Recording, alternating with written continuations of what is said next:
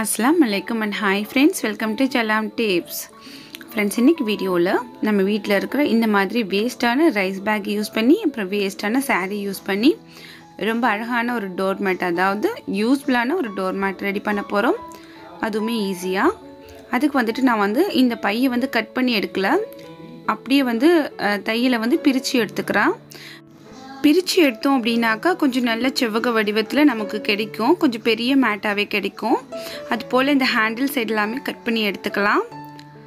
நான் எடுத்துக்கிறது 5 kilo rice back. இப்போ நம்ம கிளாத் எடுத்துக்கலாம்.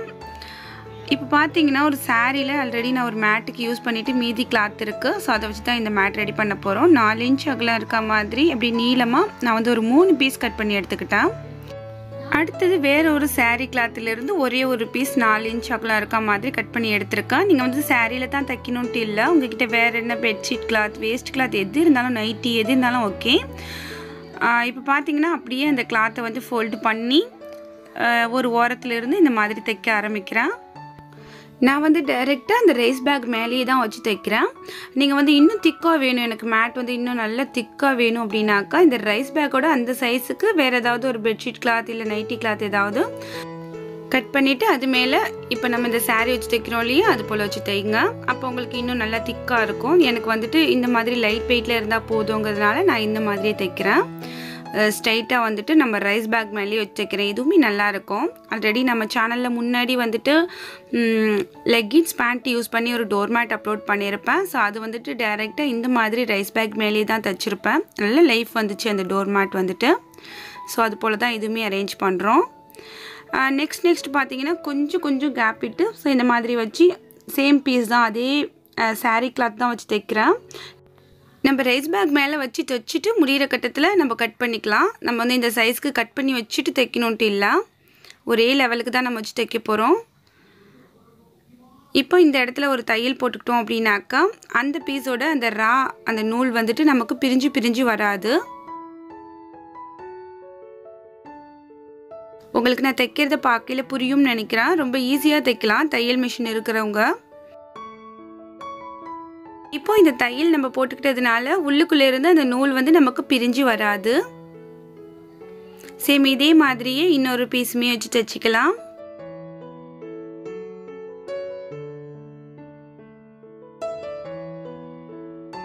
அப்படியே அடுக்கா வச்சு தைச்சிக்கிட்டே வர வேண்டியதான்.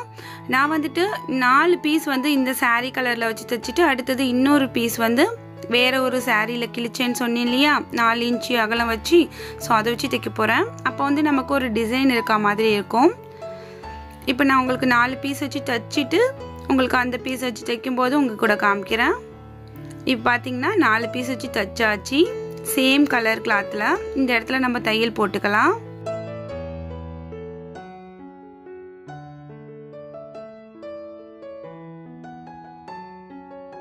இந்த தையல் முழுக்க நமக்கு அந்த உள்ளுக்குள்ளே இருக்கிற அந்த அந்த மெட்டீரியல் நமக்கு தெரியாமல் அப்புறம் பிசுறு வராமல் இருக்கிறதுக்கு தான்.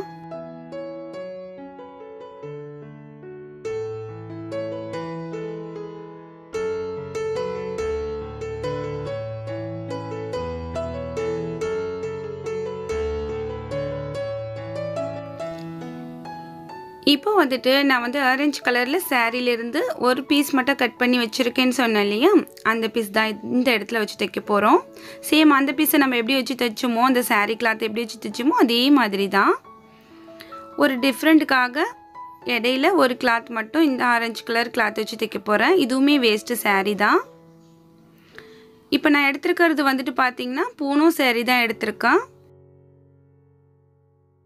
உங்ககிட்ட கட்டன் சாரீ, காட்டன் ஷால், சுடிதாரோட ஷால் எது இருந்தாலுமே எடுத்து இந்த மாதிரி நீங்கள் ட்ரை பண்ணுங்கள். ரொம்ப அழகாக இருக்கும் இந்த டோர்மேட். இப்போ அடுத்து பார்த்தீங்கன்னா நம்ம முன்னாடி வச்சோம் இல்லையா, அந்த கிளாத்தே வைக்க போகிறேன். இப்போ 4 பீஸ் இதை வச்சு தைச்சிட்டு அடுத்தது இன்னொரு ஆரஞ்சு கலர் கிளாத் வச்சு தைச்சிருக்கேன் பாருங்கள். சேம் இதே மாதிரி தான் நம்ம இந்த மேட் ஃபுல்லாகவுமே முடிக்க போகிறோம். இப்போ பார்த்தீங்கன்னா ஃபுல்லாகவுமே தைச்சாச்சு. இன்னும் ஒன்று தான் வச்சு தைக்கணும். அதை நான் எப்படி தைக்கிறேன் அப்படின்னு பாருங்கள், எப்படி முடிக்கிறேன் அப்படின்ட்டு பாருங்கள். சேம் அதே மாதிரி ஃபோல்டு பண்ணிக்கிட்டாச்சு. ஃபஸ்ட்டு அதை தைச்சி முடித்தோம் இல்லையா, அந்த கரெக்டாக அந்த தையல் மேலேயே நான் இதை வச்சு தைக்க போகிறேன். அந்த தையல் மேலேயே கரெக்டாக இதை வச்சு தைச்சி நம்ம அகைன் இதை கொஞ்சம் இன்னொரு தையல் இது மேலே போடணும். அப்போ நமக்கு அழகான ஒரு ஃபினிஷிங் கிடைக்கும்.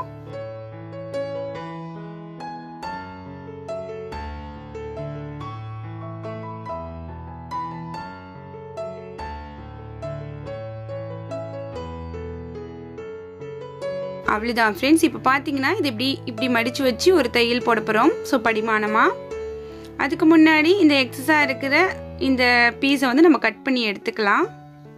இது தேவையில்லை. இப்படி நம்ம தையல் போட்டுட்டோம் அப்படின்னாக்கா நமக்கு வந்துட்டு அந்த ஓரம் எப்படி இருக்கோ அதே மாதிரி இந்த ஓரமும் பார்க்கறதுக்கு ரொம்ப நீட்டான லுக்கில் ஒரே மாதிரி தெரியும். அதுக்காக தான்.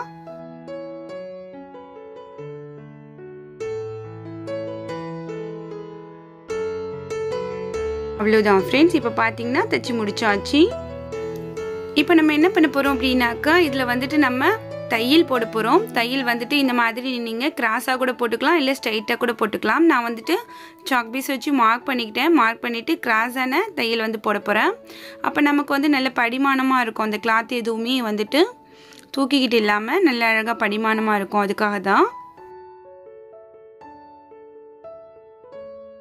இது மாதிரி அடுத்தடுத்த தையலும் போட்டுட்டு நான் உங்ககிட்ட காமிக்கிறேன்.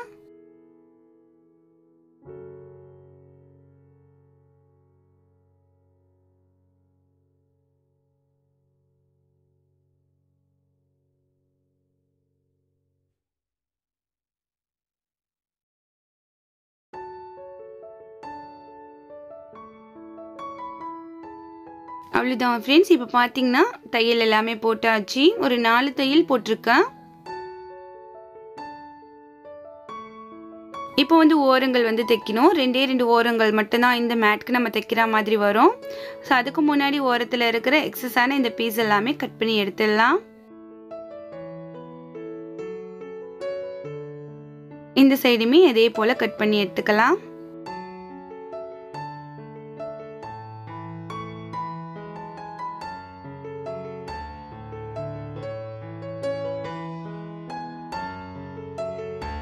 இப்போ வந்து ஓரங்கள் தைக்கிறதுக்கு நான் வந்து இந்த ஆரஞ்சு கலர் கிளாத்தை எடுத்திருக்கேன். இது வந்துட்டு 4.5 இன்ச் அகலம் இருக்க மாதிரி கிளாத் எடுத்திருக்கேன். ஸோ இந்த ஓரங்களை எப்படி தைக்கிறோம் அப்படிங்கிறத பாருங்க.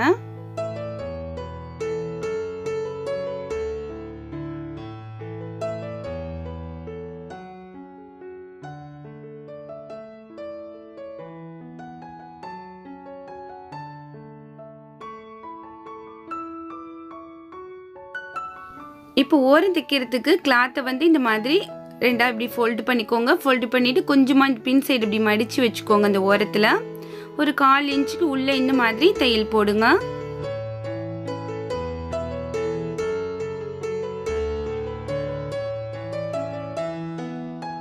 அந்த ஃபர்ஸ்ட் ஆரம்பிக்கும் போது எப்படி நம்ம மடிச்சுக்கிட்டோமோ அதே மாதிரி இந்த ஓரத்துலையுமே கொஞ்சம் மடிச்சுக்கணும். கேமரா ஸ்டாண்ட் வந்துட்டு கொஞ்சம் ஆடிடுச்சு. ஸோ அதை நான் மடித்தது உங்களுக்கு தெரியல. எக்ஸஸாக இருந்த பீஸை கட் பண்ணி எடுத்துட்டு கொஞ்சமாக மடித்து விட்டுக்கோங்க. மடித்து தையல் போட்டுக்கோங்க. இப்படி நம்ம எடுத்து விட்டு ஈஸியாக நம்ம அப்படியே ஃபோல்டு பண்ணிடலாம். அப்போ உங்களுக்கு வந்துட்டு அந்த ஓரம் வந்து ரொம்பவே நீட்டான லுக்கில் இருக்கும்.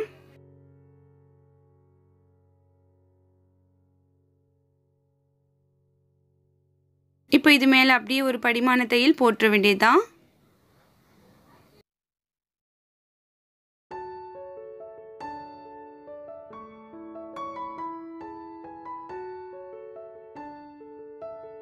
பின்னாடி உள்ள அந்த கிளாத்ல வந்து தையல் விழுகுதா அப்படிங்கறத பார்த்துக்கோங்க. செக் பண்ணி பார்த்துக்கோங்க.